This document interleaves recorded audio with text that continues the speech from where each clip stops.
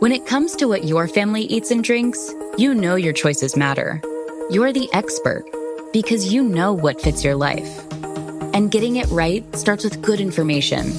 That's why America's beverage companies are sharing more information about our ingredients at goodtoknowfacts.org. No spin, no judgments, just the facts straight from the experts for more than 140 beverage ingredients. Visit goodtoknowfacts.org. When did making plans get this complicated? It's time to streamline with WhatsApp, the secure messaging app that brings the whole group together. Use polls to settle dinner plans. Send event invites and pin messages so no one forgets Mom's 60th. And never miss a meme or milestone. All protected with end-to-end encryption. It's time for WhatsApp. Message privately with everyone. Learn more at whatsapp.com. This episode is brought to you by State Farm. Listening to this podcast? Smart move. Being financially savvy? Smart move. Another smart move? Having State Farm help you create a competitive price when you choose to bundle home and auto. Bundling, just another way to save with the Personal Price Plan. Like a good neighbor, State Farm is there. Prices are based on rating plans that vary by state. Coverage options are selected by the customer. Availability, amount of discounts and savings, and eligibility vary by state.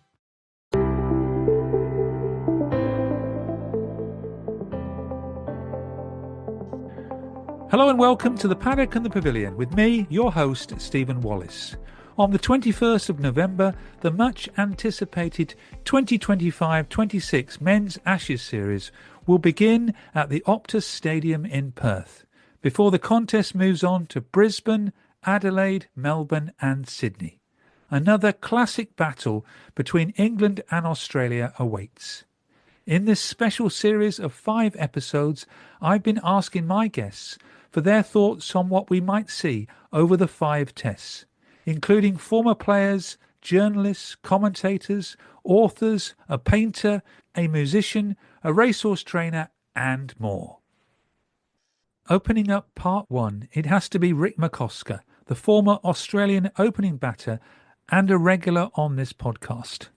Rick made his Ashes debut on his home ground, the SCG, during the 1974-75 series, when England were blown away by the pace of Lillee and Thompson. A passionate Aussie, Rick recalled the exact moment in episode 40 of The Paddock and the Pavilion. Yeah, it was actually 11:30 on Saturday morning, the 4th of January 1975. You remember it well then. I just happen to remember it well. Yeah, it's all very important the first time you represent your country. And for me, I'll always remember that day. And you were joining an Australian team full of some very famous players, Rodney Marsh, Dennis Lillee, the Chappell brothers, Doug Walters. Yep. You were 2-0 up in the series. What was the England side? How did they come across that? Because they were having injuries, people were coming and going. I think at that stage they were a little bit shell-shocked. Rick played in 15 tests against England, including the centenary test in 1977, averaging nearly 40. Here's what Rick had to say about the upcoming Ashes series. What do you think of England's chances of bringing back the urn?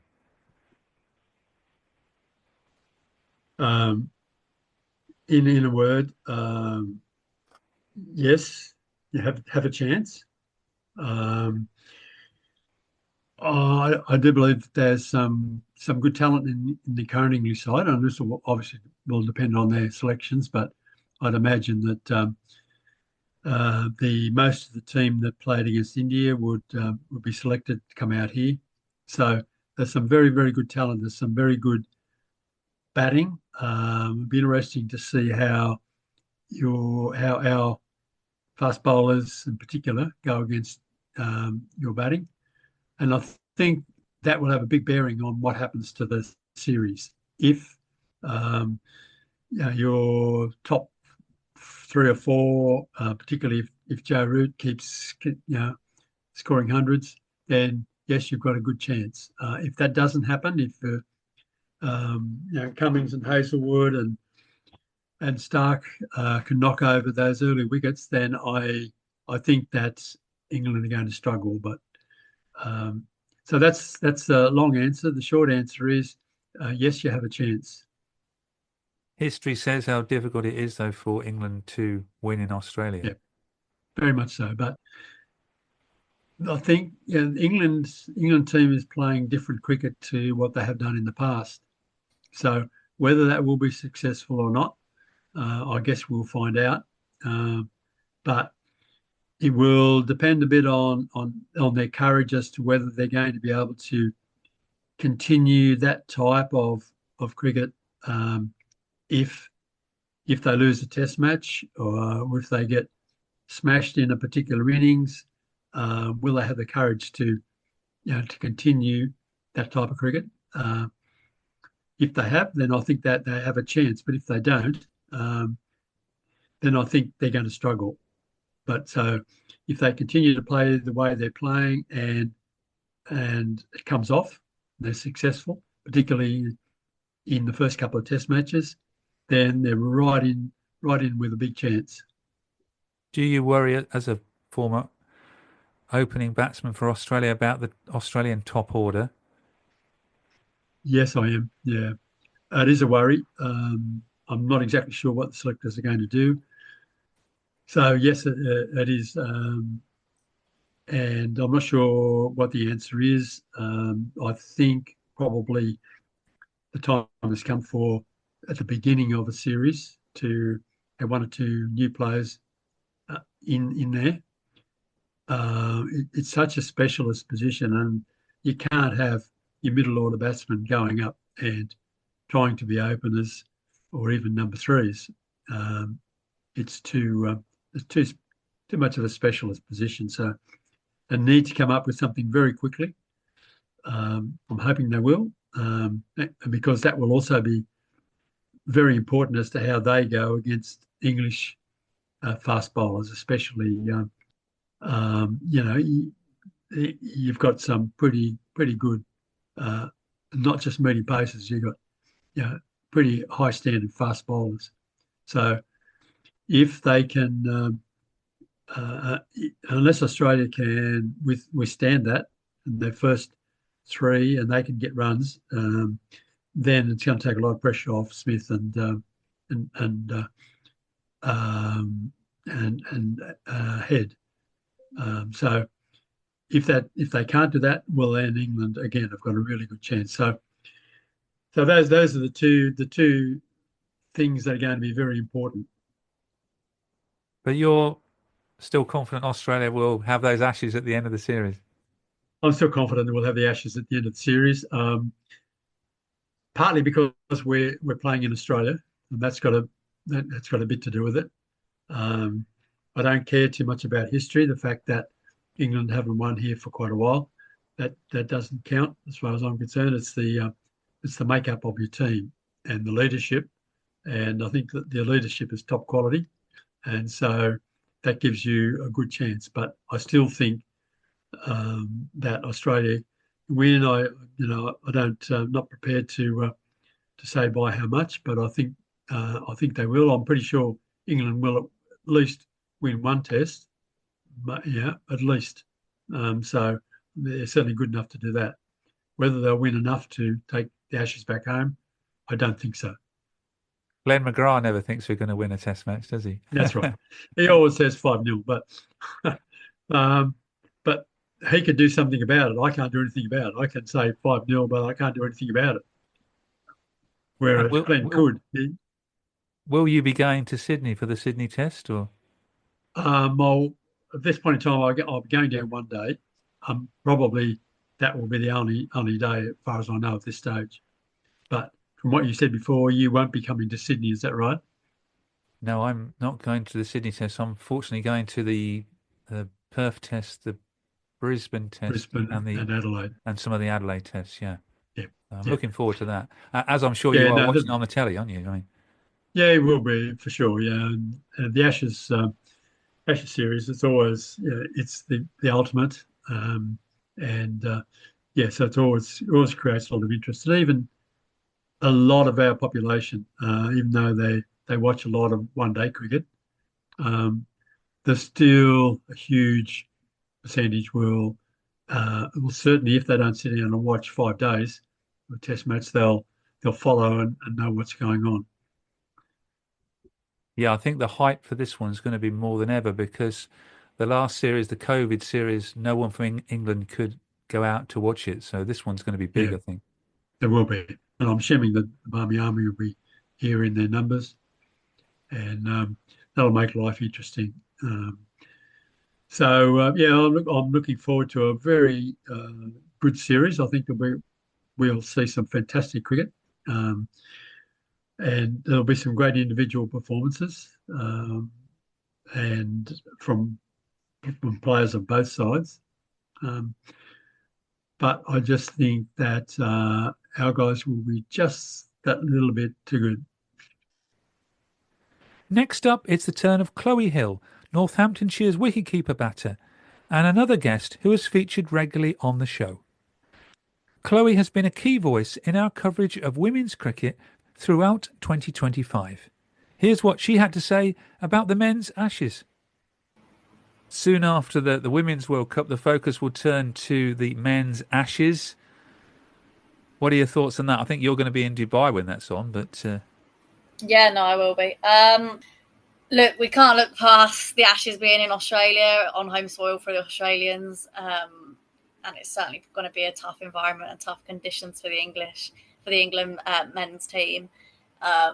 We've seen it before, especially on overseas series, that usually the home team does dominate. And I guess also it's going to be interesting to see what approach that the England men's team go about this Ashes, because we've seen sort of the England Test squad change over the years in terms of that Bazball, and then obviously series in England this year, how they sort of, I guess, reverted back to the old traditional ways as well.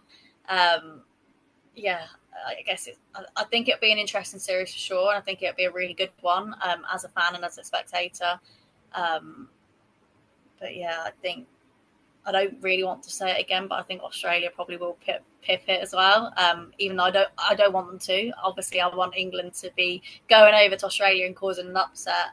I guess it'll be interesting, just the balance of the squad and what the starting 11 will be on that first Test match. What do you think the key areas then, if England are going to be successful? I guess it's finding that right bowling attack in terms of the seam and spin. I think it's massive to have a spinner who's an all-rounder, like a spinner that can bat. Obviously, we've seen it with Moeen Ali over the years of how important he was with the bat and with the ball.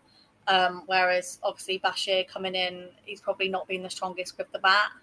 And I guess, finding that balance and not starting that tail too high. But it's been so exciting to see that some of the seam bowlers coming in, so like Matthew Potts and all the others, how they have been scoring and contributing with the bat, especially in series that we've seen in recent times. It's going to be important if the likes of Jofra Archer and Mark Wood are fit and firing as well.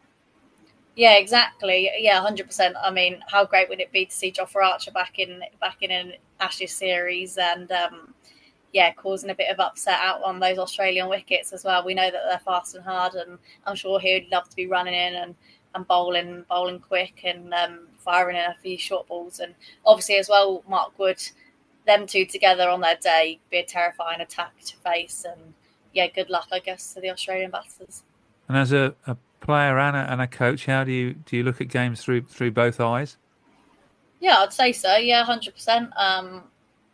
Obviously, if I'm looking from a player perspective, obviously I'll be wanting England to dominate with certain roles, especially that opening pair of Zach Crawley and Ben Duckett with the bat. I think it's so unique having someone like the height difference between the opening pair cause absolute upset to a bowling attack as well, and just how Ben Duckett, I guess, goes about his game and he wants to feel bat on ball every delivery he faces. And I think obviously want Zach Crawley to have an Ashes series that I guess sort of defines his role at the top of the order. We know how great he is with the bat, and he has been so successful. But I guess it's obviously those periods of when he's probably gone through phases of not scoring. And I think the key question as well for me is where will Ollie Pope's role sort of see in that Ashes squad as well?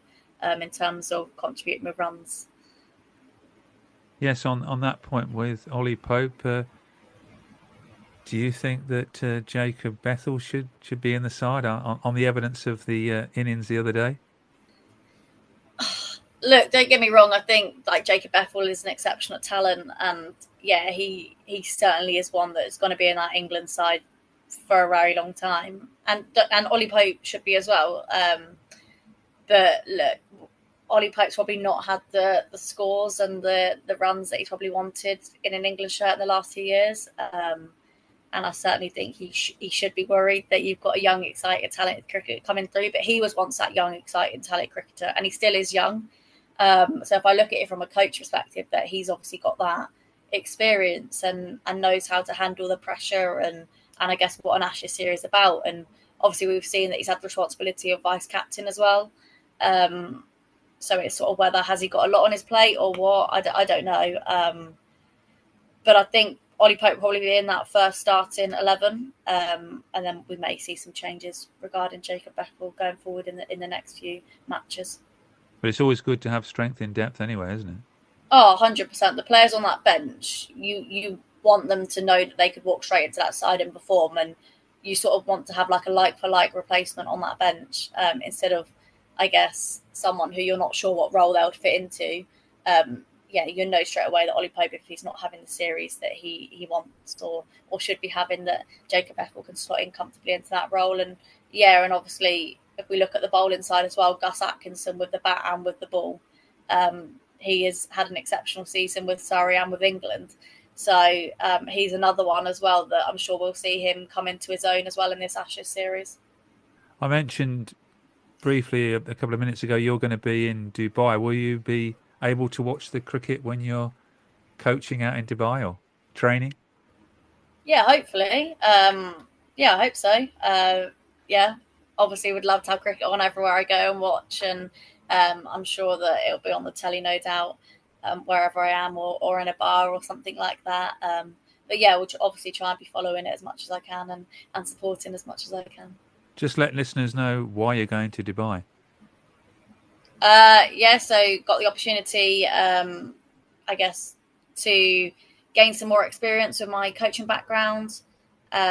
So going off to coach at the 7 stadiums in like a high performance cricket camp with Dougie Brown, who set up his own coaching business, and a few others, and they're so successful in at schools as well around in Dubai, and sort of trying to increase the cricket knowledge and the cricket experience side that we are so lucky to have in England, that they've got the facilities out in Dubai. And I guess let's just try and make use of it and increase the talent and find the next talented. I guess if we look at it as Mahika Kaur, she's come out of the UAE setup and into England and absolutely dominated. And can we go and find the next Mahika Kaur or the next talented cricketer to dominate UAE cricket?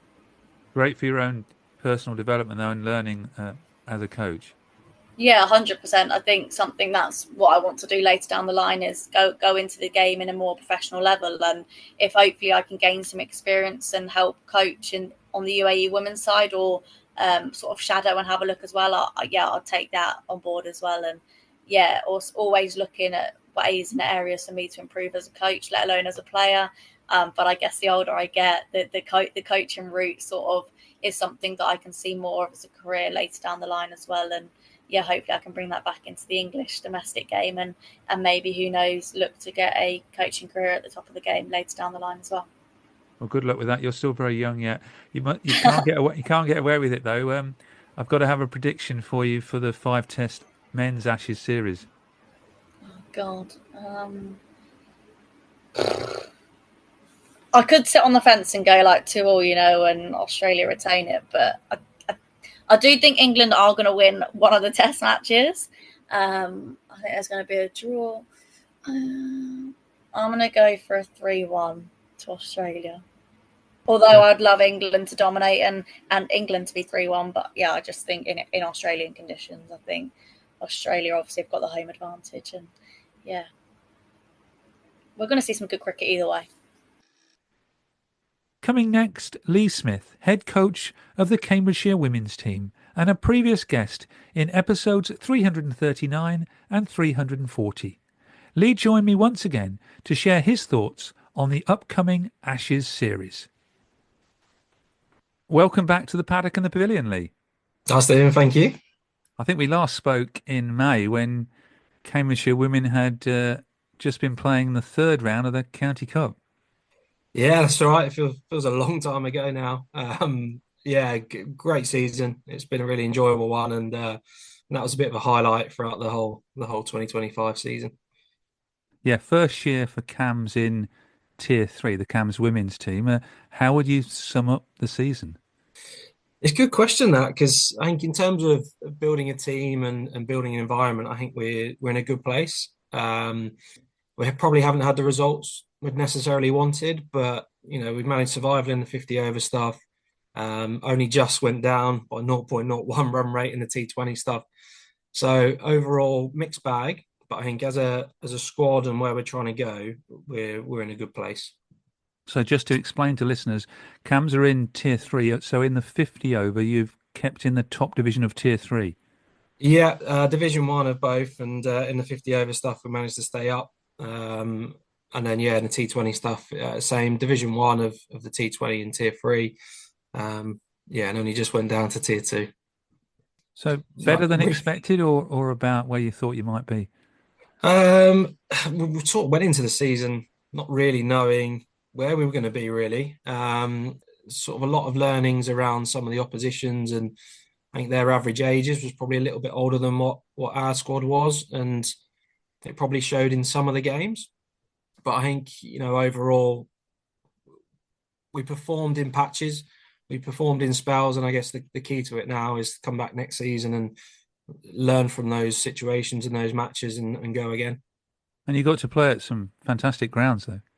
Yeah, absolutely. I mean, even in Cambridgeshire alone, we played at Fenners and at the university, and we played at Sawston. It was one of our better grounds. And away from home, we've been up and down the country from Newcastle to Devon, but Wormsley thrown in there as well. And it's been what I would say about all the counties in Division 1, they're putting women's cricket at the top of it. And it can't be forgotten that a lot of players and a lot of people put a lot of work in at Tier 3 as well.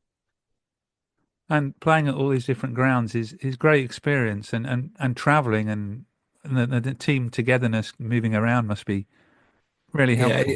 It is. I think it brings that squad together. Like I say, we had a couple of nights stay in Newcastle and a couple of nights in Devon, and there's some good stories to come out of those, and some brilliant memories that will live on throughout the rest of our time in playing for Cambridgeshire. Well, best of luck for 2026. It must seem a long way off at the moment, but now we're going to talk about the men's Ashes. What are your thoughts at the moment on the men's Ashes? I'm really excited. I think it's a series that everybody's looking forward to, and I think from my sort of memories of Ashes cricket, that's really the reason I'm working in the game now, probably. 05 Ashes obviously was the big series that got a lot of people going in the country talking about it, and this has the potential, I think, to really kick on cricket in this country again. Now you're a coach of the Cams women's team. What do you think to Brendan McCullum? Yeah, it's been interesting. I think he's sort of brought in a style of coaching that probably hasn't been seen that much before. Somebody who looks incredibly laid back and easygoing, but I'm sure behind the scenes he's working as hard as anyone to try and get England cricket prepared and ready for each series, not just the Ashes. I think a lot of work goes in behind the scenes as well. Any things that you've learned by watching what Brendan McCullum does as a coach? Yeah, I think sort of trying to stay quite level, not to be too up with the highs of winning games and not to be too low at losing them. Just staying in that middle area, just staying quite in the moment, which I think is really key. I'll talk a little bit around our season so far at Cams Women. We lost a few games at the start, had a decent run in one competition, and I think it was really key not to get too up or too down at those stages and trying to think a little bit more long term. So I think he brings that to England really, really well. You think when your behaviour has those swings, it really transmits to the players sometimes in a bad way. Yeah, 100%. Especially during games as well. I think if you can look over at the sideline and things are calm, and despite what the situation of the games is, I think that's a really important skill to have as a coach. And yeah, I think it definitely transmits to the players, looking at what the coaching team and what others are like on the boundary. So back to the action. Who do you think are the key players for England? Well, I think the batting lineup's pretty much sorted. I think they'll know pretty much who they're going to be picking in that top seven. I think it's going to be the bowling outfit. I think it's who can stay fit throughout the whole series. And, we're genuinely going into a series now with real pace in Wood and Archer. Can they play either together or a 5-match series, I think is a question mark on them. But I think that bowling attack traditionally has been what's won the last series. And I've asked other guests this. Can you give me looking in your crystal ball, the player of the series? You'd be tough to look past a certain Joe Root. I think it's kind of things are falling into place for him now. He's in probably the form of his life at the moment. He's going to have a good series if England are going to do well. Other than that, it may be a bowler. Again, if someone like a Wood or Archer can play 4 or 5 tests, the volume of wickets for that individual could go a long way to winning an Ashes series. And you'll be watching where you can and when you can. Yeah, I will be. Obviously, the working week doesn't help, but around Christmas and birthday and New Year's, it'll be, I'll do my very best to. So finally, a prediction on the series. 5 matches beginning on the 21st of November. Yeah, as much as I said it's coming together nicely, I have a feeling Australia are going to win it 3-2, unfortunately. Well, let's hope it's the other way around, but thank you very much, Lee, for joining me on the Paddock and the Pavilion. No problem at all, Stephen. Thanks for having me. We're now off to the press box for number 4, Tim Wigmore, sports journalist with the Telegraph. When I spoke to Tim in episode 359 about his new book, Test Cricket, A History, I also grabbed a few words with him about the Ashes. And how do you think we will fare in the Ashes? I think from here, probably Australia 4-1, but maybe a bit better than that. But I guess the history is very difficult to win. England won 4 times since Bodyline 1933, so it's difficult to win Australia, and I'm not sure you have the bowling at the moment. I know people always say Australia's bowling they're all going to get injured at once, but so far they haven't. And Scott Bowden, I know he's old as well, but he's very good as a backup for their kind of main trio. I just think, I think bowling is what wins you Test matches, and I think Australia have bowling that's a fair bit better than England's. In fact, I'm not sure. I don't think any English bowler necessarily would get in Australia's attack. Albeit if you have Jofra Archer and Mark Wood at their best, then that does change things, and that is the one kind of factor that could, I guess, with their injury records, if they played maybe 4 tests between them, that would be a really good outcome for England. But that still leaves a lot of bowling from other guys to do, and I'm not exactly sure that we know who's going to do that. Although, of course, if Ben Stokes is fully fit and bowling's what he's done against India, that gives England an advantage as well. So I think England will compete. I think they'll win a live test, but I think it is. I think to win there, Neville Carter's said you have to be 30% better to win in Australia. I don't think England are 30% better. And I think I'm right. We've only actually won the Ashes out there in the sort of last century, really, in the Bodyline series, and actually won the Ashes back and the Illingworth tour, I think. Yes, it's winning the Ashes back. It was the Bodyline, we won them back. 54-5, we had them already. The Illingworth tour 70-71, we regained them there and won them back. And then obviously 86-7, we already had them, and 10-11, we already had them. So that's right. So that actually, that does show the kind of enormity of the challenge. So I'm not trying to be negative, but it's very different. And the other thing, last 3 tours have been 13-0 to Australia. So, which does show how difficult it's been. And Australia are very, very good in home conditions. And And I think I have been talking to some Indian journalists who've obviously, they're here now. They've just played in Australia, and they're kind of all of the view that Australia are a fair bit better than England as well. Upgrade your laundry routine with a durable and reliable Maytag laundry pair at Lowe's. Like the new Maytag washer and dryer with performance-enhanced stain-fighting power. Designed to cut through serious dirt and grime. And what's great is this laundry pair is in stock and ready for delivery when you need it the most. Don't miss out. Shop Maytag in-store or online today at Lowe's.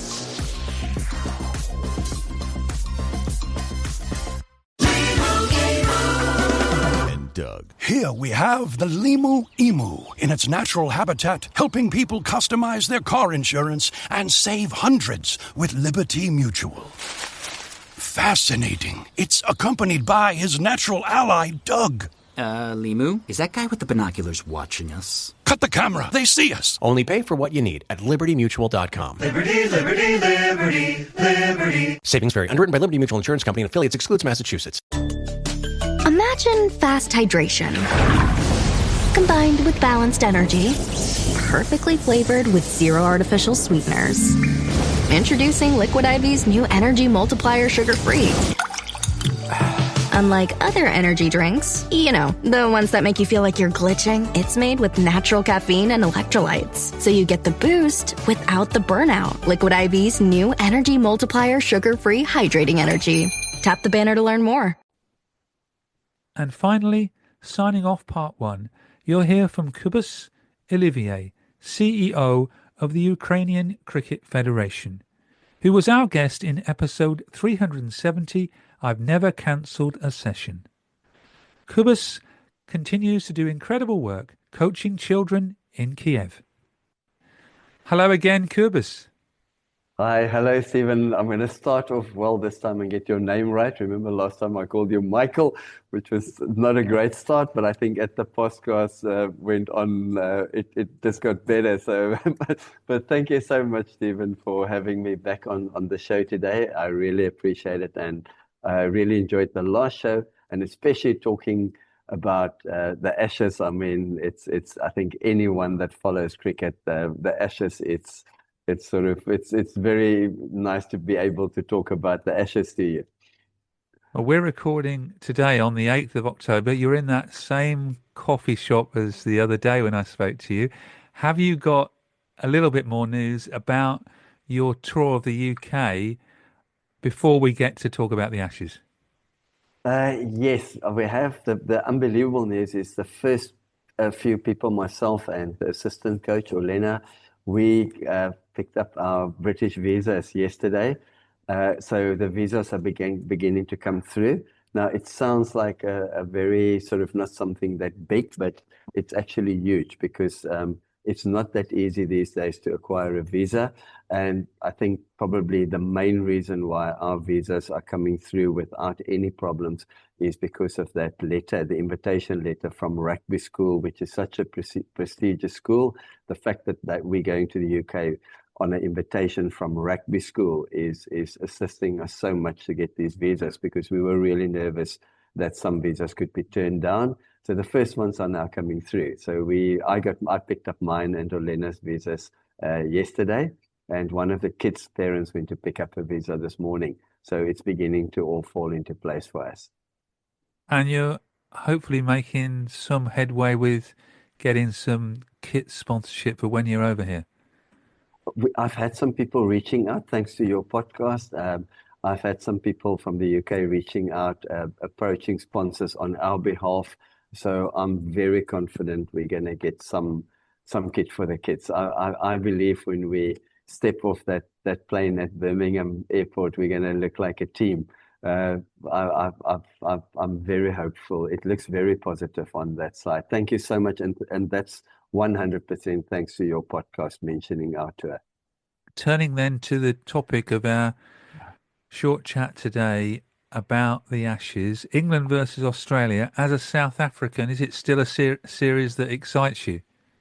Oh, yes, especially if, I think I can't speak for all other South Africans, but I know for me, as a young kid growing up, I actually, interesting enough, I collected cricket books from the age of, I was 14 years old when I started collecting cricket books. My first cricket book ever was on my birthday. My father bought me the book Attack to Win that was written by Barry Richards with illustrations of him, little photo clips of him playing the various shots. And I used to practice my cricket at that age, at 14, in my father's garage. He would take the car outside and I hang a sock, like a lot of kids do, a sock from the roof, and I would hit this sock with a bat. And I used to have this book next to me, Attack to Win, Barry Richards, and those photo clips, and look at the technique and the grip and how he hits the ball. So I spent hours with that book, and then I started collecting cricket books, and I would go all over on my travels in the UK, everywhere. I would go book hunting. I would go into little second-hand bookstores and buy cricket books. And I go back to the Harold Larwood, Jardine, the Bodyline series, Frank Tyson, Ray Lindwall. Another interesting with the Ashes, my mother, when she was a young kid, she got this picture that was taken of Ray Lindwall fielding on the boundary that he signed personally. And my mom had this picture, and she's not really a cricket follower, and she gave that to me, and I still had that. So it goes back a very long time. And I was in the UK in more modern days when in the Botham Ashes, when he scored 149. I actually was at that test. So yes, the Ashes, I don't think it's great, and I think probably not comparing India-Pakistan series is always unbelievable. And we haven't had one for a long time because of politics, but the Ashes is unique. I mean, that is really for me, Ashes series. It's something that no other series can compare. Even if you have better teams playing, there might be a better South African team or Indian team playing against England. But when it's the Ashes, it's all about the Ashes. It's that tradition that comes with it. What are your thoughts then on the action that begins on the Friday, the 21st November at the Optus Stadium in Perth? I'm gonna stick my neck out here and say I see, although it's a home series for Australia, I see England as the favourites. I think McCullum and Stokes has been preparing, from what I read. I'm not in the UK, but from what I read, they've been preparing for this series for a very long time. They've got their strategy, which is obviously their pace attack. And I read a very interesting article on Crick Info 2 days ago. Greg Chappell wrote about the series, and you also go back to when you play a series in Australia, previous Ashes series, fast bowlers has always dominated. Going back again to the times of the Bodyline series, fast bowling dominates on those Australian wickets. And I also think they've prepared very well, and they've looked at a possible weakness. In the past, Australia, I would say, has always been known for their good openers. I mean, you mentioned Rick McCosker a bit earlier. You did a podcast with him. What a legend. Ian Redpath, Laurie, Matthew Hayden. They've always had these solid opening batsmen. And I think it's the first series in Ashes series that I can recall, that I followed, where Australia actually, as you say, on the 21st of November is the first test in Perth, and nobody really knows who's going to open who's going to be the second opening batsman. You've got Koala, but who's going to open the batting with him? Labuschagne has just scored 100 for Queensland 2 days ago in the domestic competition. He's in form. Constas didn't score runs. He's in the, people mention him as the other favourite. Now even McSweeney, that played a few tests before, he gets mentioned. So there's about 3-4. Renshaw is back in the picture. I think he scored 100. So all of a sudden you've got 4-5 names being thrown around, and it looks very much at the moment they're looking at, in the next few domestic in the domestic competition, the next 3 or 4 innings up to the series is going to be the decider, who's going to play, who's in the best form. Labuschagne, front runner, has just scored 100. But I mean, that's not a very good position to be in, when literally you're going to decide a week before the test who's going to actually be your second opener. I think from there on, number 3, they're pretty settled with Cameron Green. Then you've got Head and Smith at 4 and Head at 5. This new Webster has had a great start. He'll come in at 6 as an all-rounder, and then they've obviously got their fast bowlers. But I think that England team, if I look at that pace attack, they've got, with Archer back in form, they've looked after Archer and Wood. They've brought them into this series. They've been managed very well. They didn't play too much cricket. They've timed it well. They played a bit of one-day cricket. So I think the England fast bowlers, it's going to be a key factor. And we've got a South African as well. Yes. Bryson Cars. Interesting little story. I mean, he's been a revelation. He's got real pace. He's a strong, a strong fast bowler. I've watched him and I think, the sort of bold of a typical fast bowler. Go back to the old Ashes series. Davidson, I mean, he was a left-arm seamer, but that strong build.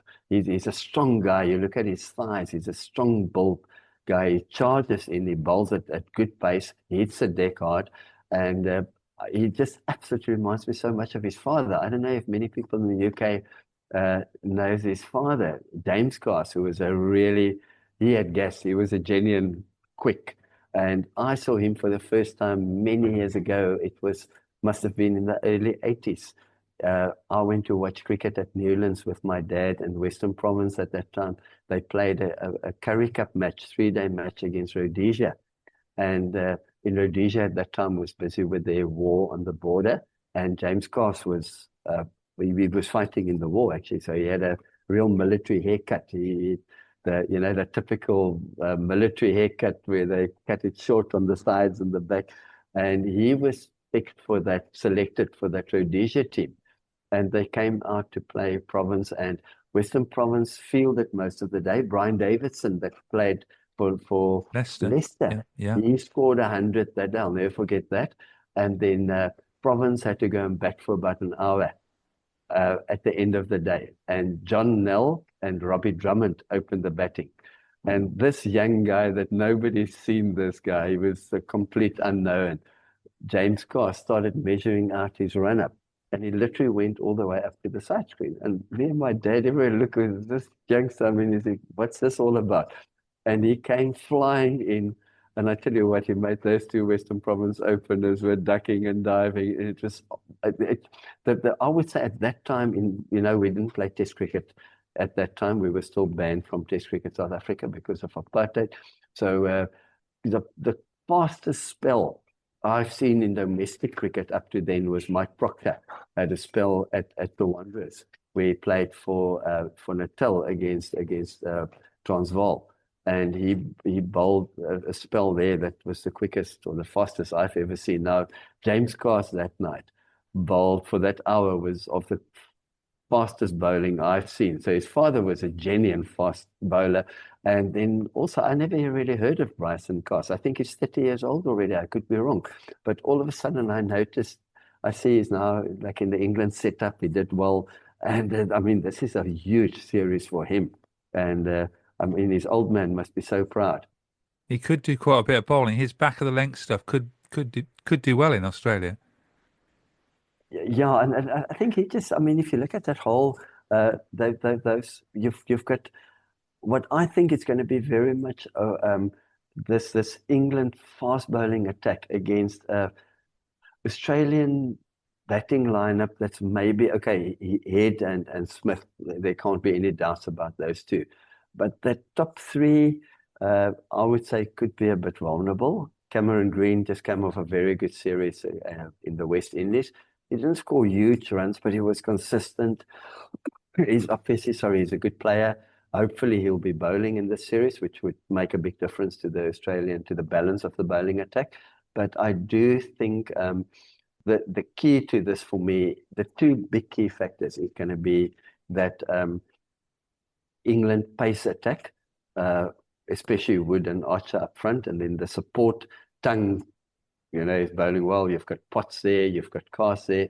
They've really ticked all the boxes to make sure even they could even rotate their bowlers, England. We've got Gus Atkinson as well. Atkinson. Yeah. So over the 5 tests, they could keep bowlers fresh. Maybe a guy like Archer who's just coming back now. He may not play all 5 tests. You have enough backup bowlers to rest him, like India's doing with Bumrah. You could rest him for 1 or 2 tests, maybe 1 test, give him a bit of a break.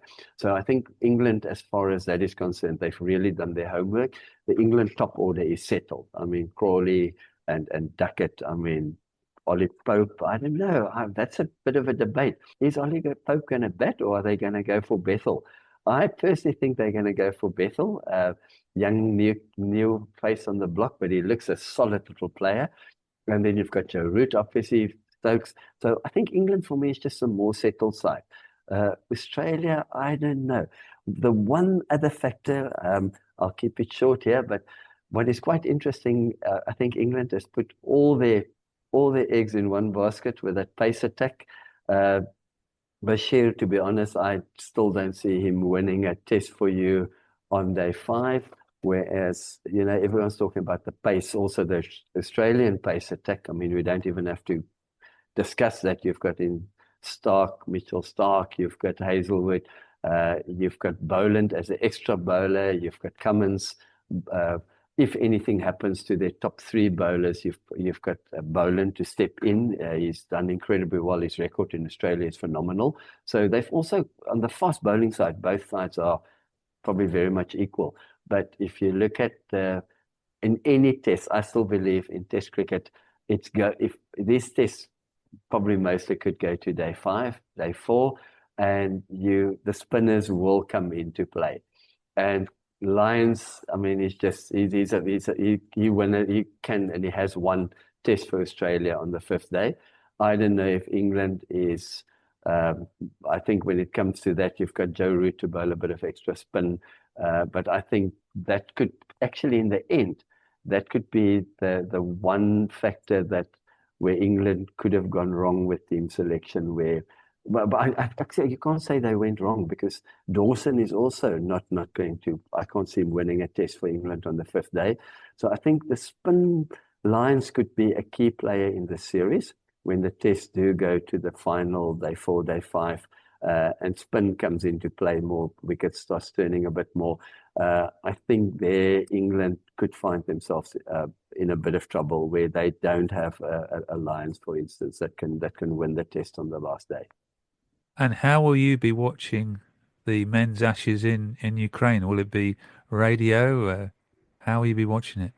Now, I'm very lucky. I've got a friend in the UK that gave me this little stick that you stick into the back of your TV. Every month I send £10 to him on Swift. I transfer money, and then he pays for it on that side. So I've got this little gadget in the back of my television that's mounted on my wall, because I love my sport, my rugby as well. So I watch the Springboks, I watch Western Province rugby, and then all cricket that I can get.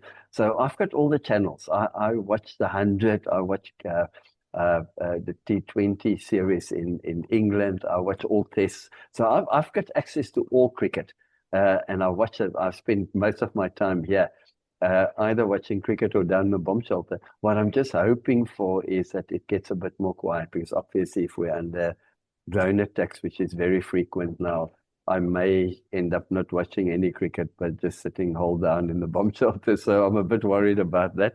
So I missed quite a few rugby tests already. South Africa playing rugby tests now in this World Championship series, where I missed 2 of the tests. I missed against Australia, and the one test against Argentina I missed, because during that time we were under attack in Kiev and I had to go down to the shelter. So I hope I get to watch most of the cricket.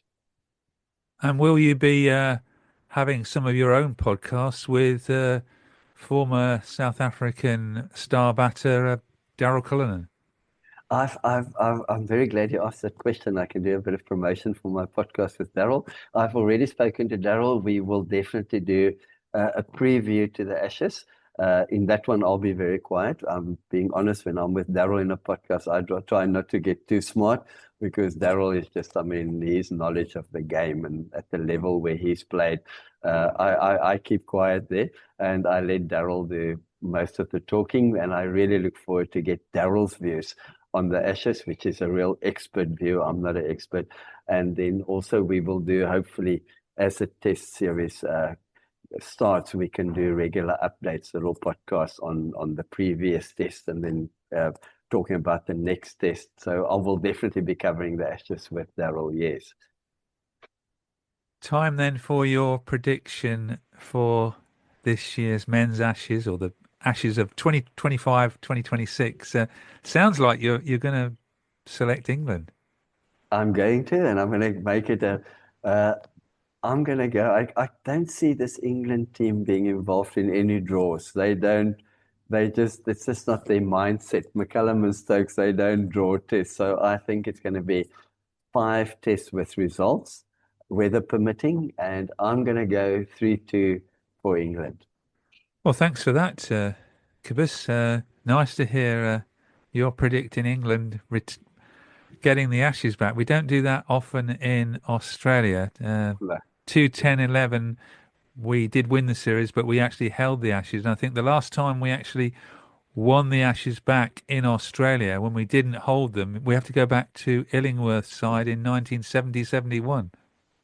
Well, I think what you just said, it's a bit of history in the making, and it goes very well with our little podcast about, if I can talk about my little cricket tour again, which is also I think it's also a little bit of history in the making, and I think it's always great. That's the beauty of sport. In any sport, you can never really predict, and there's always opportunity to be a part of history. And I think this England team has been consistently playing such good cricket. I think McCullum has been phenomenal for England cricket, and Ben Stokes, I think only when he retires, people are going to look back and understand what an amazing, wonderful cricketer you had in Ben Stokes. He is just a larger-than-life cricketer. He's the positivity, his presence, his leadership now, and I think this team deserves to be a part of history by winning this Ashes series. Well, thank you again for being on this podcast series about who will win the men's Ashes, and more importantly, also the best of luck for your tour of the UK at the end of October. Stephen, can't wait. On the 23rd of October, we'll be on that plane from Budapest, and on the 24th of October, we'll be arriving, if all goes well, at Birmingham Airport, and then next stop will be rugby school. I can't sleep at night. I'm so excited. Thanks for your support on this tour, for helping us to find a sponsor, for the exposure on your podcast. We appreciate it so much, and I look forward to meeting you on the tour, where we're going to meet each other at Cambridge. We already spoke about that. I look forward to that meeting. That's all for part 1 of Who Will Win the Men's Ashes. Join me in part 2, where we'll hear more thoughts and memories from across the cricketing world as the countdown to the men's Ashes continues.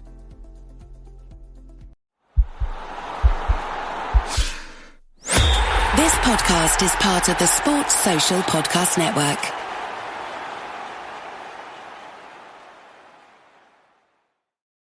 Whoever you're repping this season, carry the team like a pro with ultra-durable, officially licensed Yeti drinkware. Whether it's the NFL, NCAA, MLB, NHL, or MLS, Yeti has you covered with drinkware in all your favorite team colors. So, if you're a serious fan, now's the time to get serious about your gear with officially licensed Yeti drinkware built for the long haul. Find all the teams you root for at Yeti.com or a Yeti store near you.